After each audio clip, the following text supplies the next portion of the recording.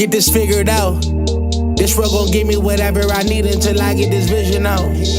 Then they gon' pay me whatever I ask, cause I got it figured out. Family be checking all up on a nigga to see how I'm feeling now. Damn, they love to see a nigga really make a killing now. I put a lock on the game and I hide the code and the keys. I am not playing no games, I really play this shit for keeps. That shit for me.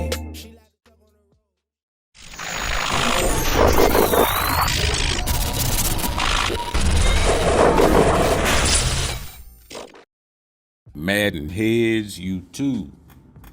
What's going on? It is your boy, Coach DC, coming back at you today with another video. And question of today was having problems beating man coverage zero blitzes. I'm like, what? I just try to answer the question, but I'm like, what game are you playing? Because man-to-man is terrible on this game. I'm sorry. At least the man I'm playing. Yeah, I do not play a lot of man, or at least not man by itself. Normally there's some other something's diluted down with something. But anyway, easy question.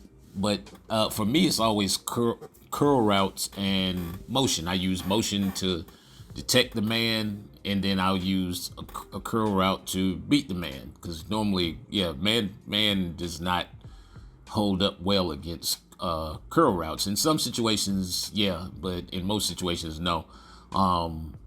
Yeah, I run a bunch of combinations of curls. This is one of my favorite plays. I start a lot of games with this twin tight end set. What I'll do is I'll motion the guy to see if it's man or zone, and then even if it is, most zones, that little sit down curl is gonna kill it. If it is man, a lot of times I may give the inside tight end a post, give this square guy over here, give him a curl route. So it's just really a curl somewhere where I'm gonna try to beat it. You know, if it is zone, you know, once the zone stretches out a little bit, you know, drop it off to the guy in the little curl right there. A lot of these curls that you guys need to start checking into are these little weird ones, like to this guy, the circle route here. There's like slant curls.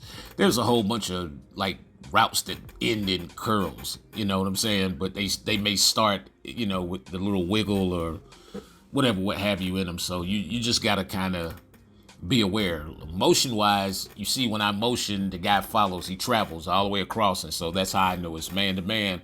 Once I know it's man to man, you see me stem the curl to, you know, basically to the end zone. And yeah, it's just, I don't care who the corner is.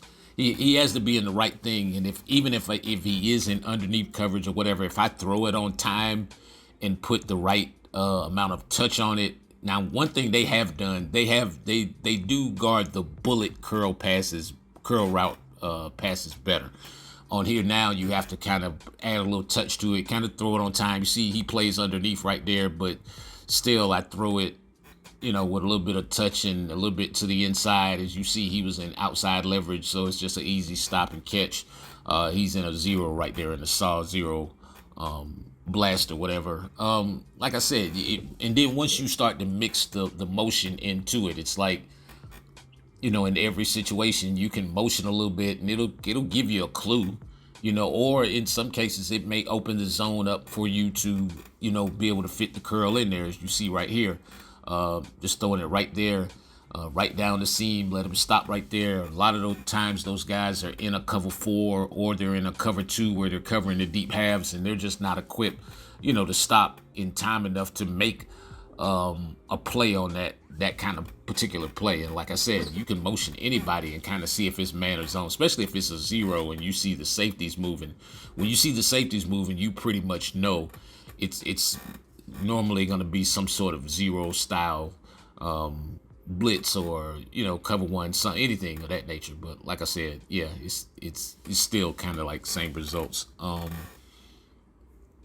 it's just a timing thing. It's timing, it's touch.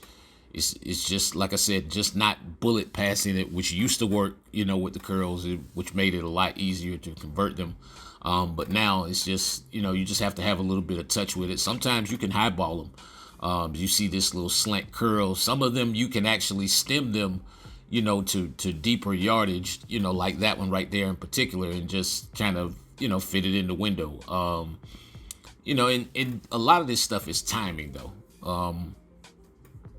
A lot of these passing windows, I think part of what's wrong with the game is the throws in the passing windows don't sync a lot of the times, and so a lot of the moments that we throw, the guy can look open, but in reality it's late. And so, it's really just about putting the ball in a spot, and being able to arrive on time, to get the catch animation that you want. I don't know if that makes a lot of sense, but it's like sometimes we can throw a great pass, but we'll throw it too late. And so then there's no room and there's no space to catch it. So you see right there, throwing that back shoulder on time, you have the space to catch it. Throwing that low touch pass right there, there's the space in front of the receiver to catch it. If I throw that any earlier, it may get picked off by any number of guys who are kind of guarding somebody else. For me, it seems like they'll come off a route to get a pick. My guys just don't do that unless I click to them. But again, it's timing and passing windows. And so if you can kind of get a good gauge of the amount of leverage you have, and that you throw the right type of pass, I'm saying the high ball has a tendency to work a lot, especially if if you're using revamp, you can put it in the right spot. Man, the diversity of high passes or the high balls that you can throw is kind of crazy, because it's not just one. You can throw it any number of ways, and you can throw it. What revamp does is it gives you a bigger window to make throws, because it may go from the window being wide open to it's still open, but you just have to add a little bit more trajectory to get it over the underneath defender. But a passing window is just that, and so it's a matter of time that it's open. And in Madden, like as it should be, the windows close fairly quickly. Well, depending upon who you're playing. With the AI, on the game. And so I just kind of look at it like two different ways. It's like, okay, defensively, that's why I have to rely on defensive clock in technique to get my guys to move. Like I said, I think if they did a better job getting the coverage there, but making the play on the ball more dependent upon the user. It's like you're putting us in the right spot to make the play, but now it's to a point now where people are so lazy that they won't even click to the guy, and they just rely on the AI to make the play. And then, of course, when the AI doesn't make the play, they say the AI sucks. So my whole thing is, if the AI puts you in a position, you should be able to make the play yourself, especially if you're going against an offensive guy who's clicking to his receiver. It would just be such a better game if we could make our own mistakes.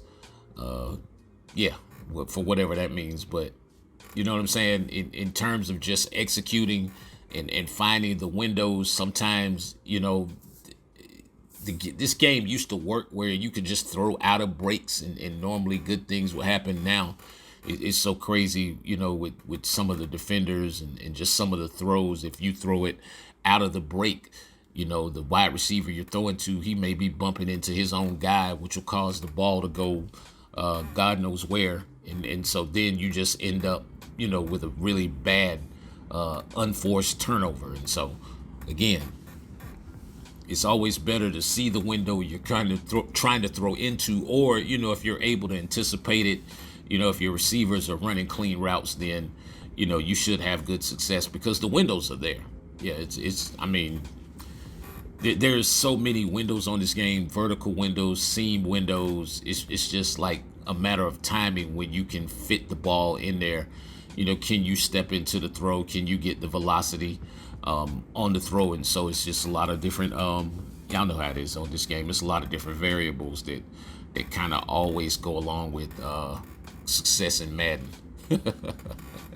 Yeah, I think we're all probably a little bit used to it. But yeah, man, coming up, This weekend I'm gonna start doing my start breaking down the Undisputed game. I've been playing all week, trying to gather as much information as I could gather before I just come out here and start talking about stuff I don't know anything about.